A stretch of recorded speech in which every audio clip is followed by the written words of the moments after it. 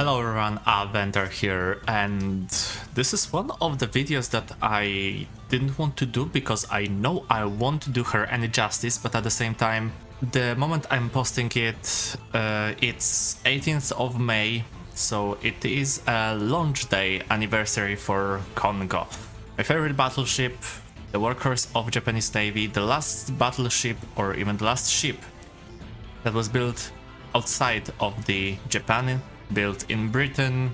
I will talk about her later more, but for now let's go into the battle. To talk about Congo means I would have to talk about her for hours, at least when it comes to me, because I love her so much. She was the last battleship that was constructed outside of Japan, and the last battleship that Japan ordered in Britain. At the moment of launch in 18th of May 1912, she was the most powerful battlecruiser, because yes, Congo at first was a battlecruiser. She later, after her first reconstruction in 1920s, 1930s, the late ones, she was converted and reclassified as a fast battleship to better service her fleet. What did that mean? Well, first of all, Congo at first didn't have this beautiful superstructure that she has in the game. She first was a battlecruiser, not a battleship. That means she had a very small superstructure.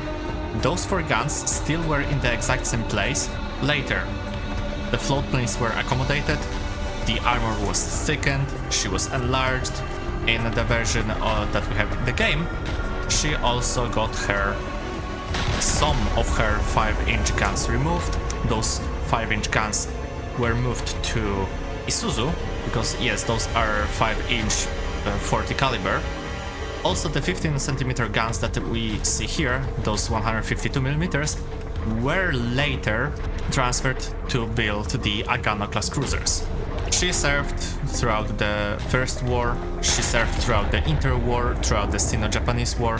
She extensively served during the Pacific War, being pretty much engaged in most of the important naval engagements during the time, from Operation J, Midway, Guadalcanal, later Gulf, Pearl Harbor, you name it, Congo was there, right beside her sisters, most of the times, especially Haruna.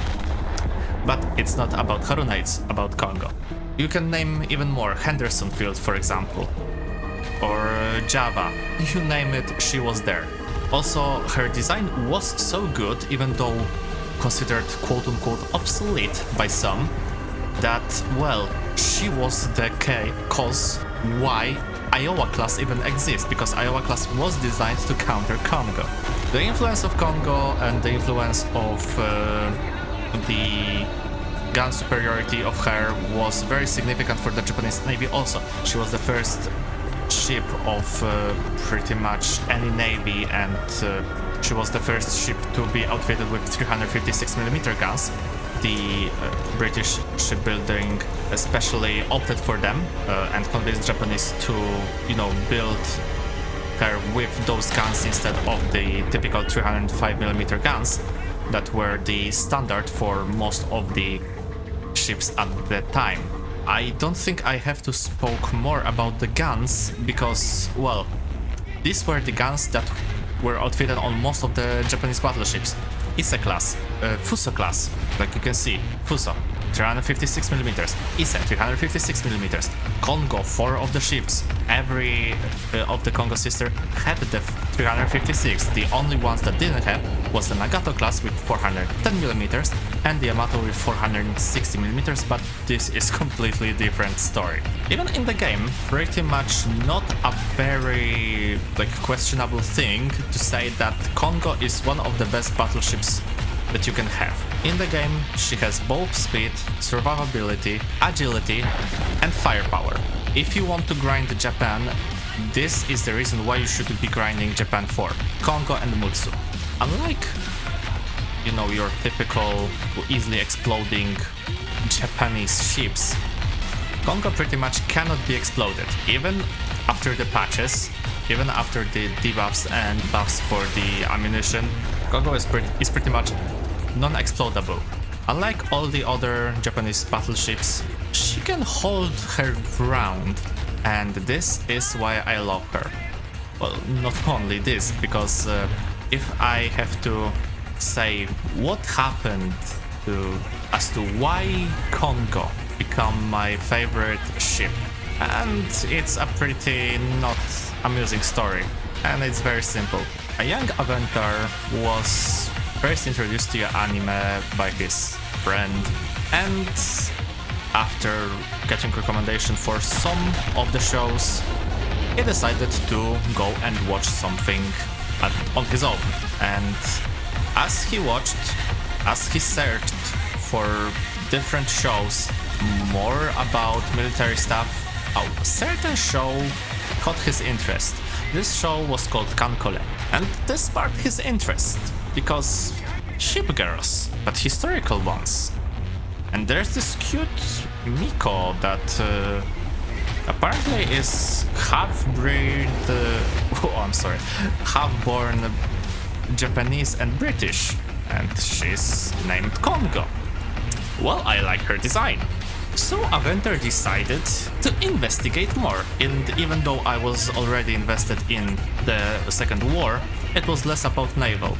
But I think I had this spark about the Navy for a long time. First about the golden age of piracy, age of sails, and later about the great battleships of the First and Second War, as we currently see my channel revolving around. Avenger investigated that, and after learning her history, after seeing her design, Avenger fell in love for the second time, and this love continued from his middle school throughout his high school, university, and now currently at the 25 years of age, I am still very enamored by her design, by her history, by her significance on the naval design for Japanese fleet. Call me a nerd, call me a whip, I'll take everything, but this is the ship that I won't give a justice for, because I can't be really impartial about her. You know, it's like this quote-unquote puppy love of not being able to accept some of the drawbacks of her. Yes, I know she was not the most powerful battleship. I still am convinced and I still love her to this day. So this video is a bit more of a love letter than anything else. I can talk about her for hours. This video is gonna be probably like 10 minutes long, or because I'm talking so much, maybe I won't even edit it that much because I'm just talking and talking and talking. If you want to know more about Kongo, I mean, check out the Commander Tyrrell that he posted a video about Kongo, like ages ago even. But it's still a very good one about more of her pre-World War II version than World War II version, but it's still a very good video. And there's also this thing in the game that I really hate, and this is that once you get the unrepairable bridge that I just got, you are dead. You cannot recover from that, sadly, but truly. Also, very fun fact about Kongo's history, because I forgot to mention, and I will forget and I will keep mentioning other things. She was the last battleship to be sunk by a submarine. She was the last British battleship sunk by a submarine. She was pretty much the last in a lot of things, and she was one of the only few battleships sunk by a submarine. USS Sea Lion, ladies and gentlemen, USS Sea Lion. The reason why I hate that name, but I accept it happened. Kongo in the game, it's hard to compare to anything. If you can compare, for example, Ise, Fuso, or any other, to, for example, Nevada, to Dulio, to anything else, it's hard to compare Kongo to anything pretty much, because she was a very unique design, a battle cruiser converted to a fast battleship. Like, you don't see a lot of that stuff happening in real life, neither you do in the game. Even though it says like 203 of the main armored belt, like here, this is very, very good protection for the times. And I guess a lot of people don't see that. I do, and I will fight on that hill. I will die on that hill. Because in the game, even though she has one of the least amount of armor between all of the battleships, she has one of the best survivability between the battleships. She is still very, very hard to sink. And the biggest reason why is because in the game she doesn't have any weak spots. Yes, she has a lot of crew boarded on the 25mm AA guns, she has the float planes, she has this few guys, this very big pagoda bridge that I absolutely adore. But besides that, the magazines here, and here are very well protected.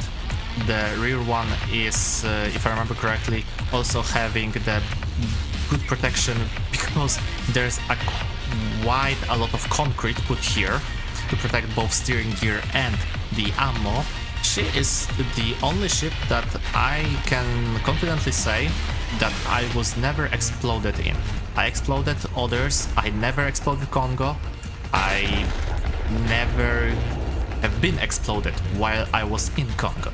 The other thing I could say is, especially in comparison to other 356mm US guns that I absolutely adore, and I'm not completely saying this as a very sarcastic mean.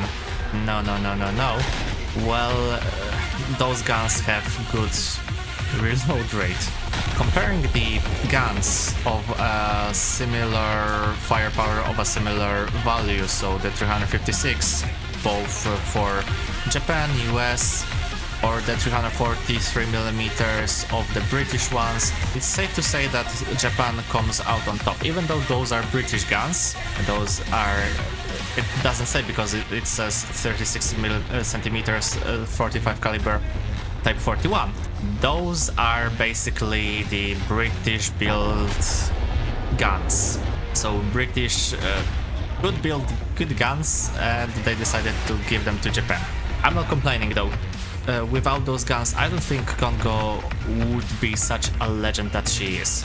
Now, I will say that Congo, and pretty much like any other battleship, has a very big weak spot, and that is being targeted by pretty much all of the enemy team. I'm currently being targeted by 1, 2, 3, 4, 5 battleships. So it's kinda hard to do anything, even though there are other people in the game.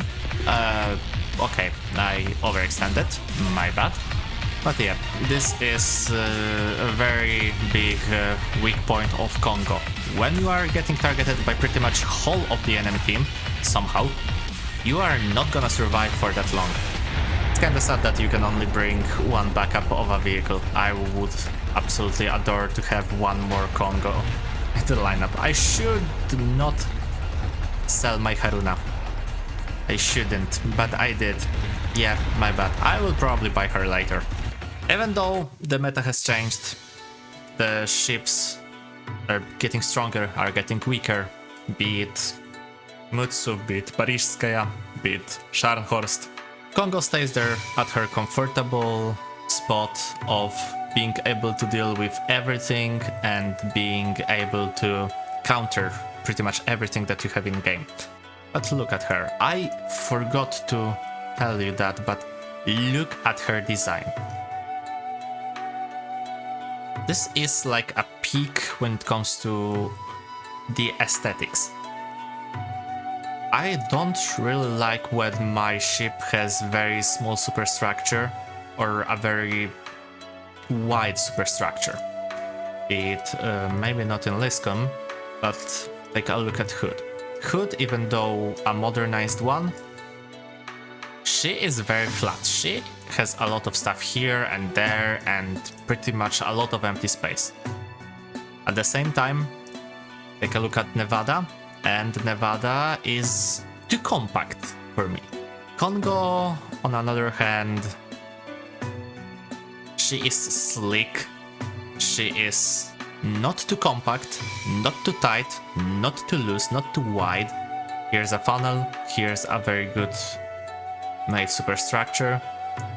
Here's a float plane, here's one gun, here's second gun, here's a little bit more for the anchors. Here's a steering gear and this enlarged part. Here also, here's a little bit of a thicker part, like you can also see on the X-ray, there's a little bit of a torpedo bulge.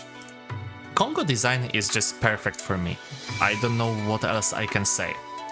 The pagoda tower is not too obnoxious. Here's your Type 22 surface radar.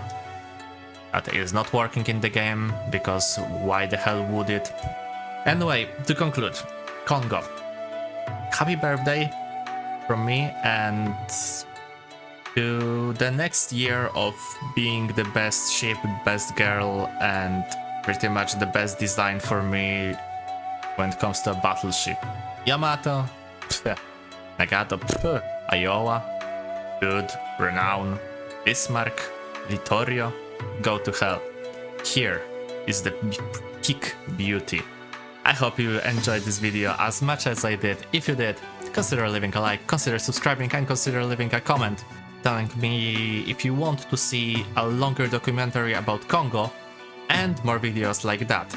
I hope you have a beautiful day, night, evening, or an afternoon, wherever you are. This was Aventer, out. See ya in the next video. Bye bye.